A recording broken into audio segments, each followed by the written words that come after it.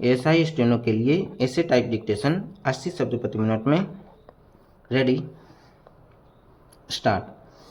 कबीरदास एक प्रसिद्ध संत, समाज सुधारक तथा महान कवि थे।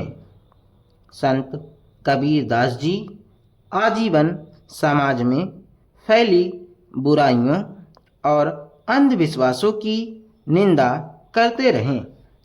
उन्होंने अपने दोहे के माध्यम से जीवन जीने की कई सीख दी हैं। इनके दोहे अत्यंत सरल भाषा में थे, जिसके कारण उन दोहों को कोई भी आसानी से समझ सकता है। आज भी लोग इनके दोहे गुनगुनाते हैं। संत कबीरदास के जन्म के विषय में कुछ भी सटीकता से नहीं कहा जाता है। कुछ साक्ष्यों के अनुसार कबीरदास जी का जन्म काशी में 1398 ईस्वी में हुआ था। कुछ तथ्यों के आधार पर माना जाता है कि इनका जन्म रामानंद गुरु के आशीर्वाद से एक विधवा ब्राह्मणी के गर्भ से हुआ था और लोकलाज के भय से उसने कबीरदास को काशी के समक्ष लहरतारा नामक तालाब के पास छोड़ दिया था, जिसके बाद उस राह से गुजर रहे नीरू तथा नीमा नामक जुलाहे दंपति ने उनका पालन पोषण किया। वहीं कुछ विद्वानों का मत है कि कबीरदास जन्म से ही मुस्लिम थे और इन्हें गुरु रामानंद से राम नाम का ज्ञान प्राप्त हुआ था।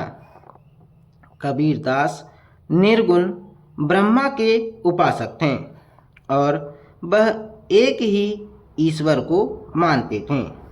वे अंधविश्वास, धर्म व पूजा के नाम पर होने वाले आडंबरों के विरोधी थे।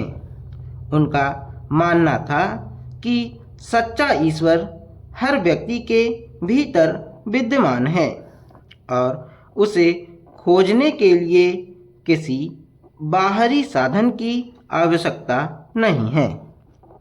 कबीरदास जी ने अपने दोहों से लोगों के मन में व्याप्त भ्रांतियों को दूर किया और धर्म के कट्टरपंथ पर तीखा प्रहार किया था। इन्होंने समाज को सुधारने के लिए कई दोहे कहे। इसी वजह से ये समाज सुधारक कहलाए। भक्ति काल के उस दौर में कबीरदास ने अपना संपूर्ण जीवन समाज सुधार में लगा दिया था। कबीरपंथी इन्हें एक अलौकिक अवतारी पुरुष मानते हैं। हर साल ज्येष्ठ माह की पूर्णिमा तिथि को संत कबीरदास जी की जयंती मनाई जाती है। कबीरदास ने 1518 के आसपास मगहर में अपनी अंतिम सांस ली।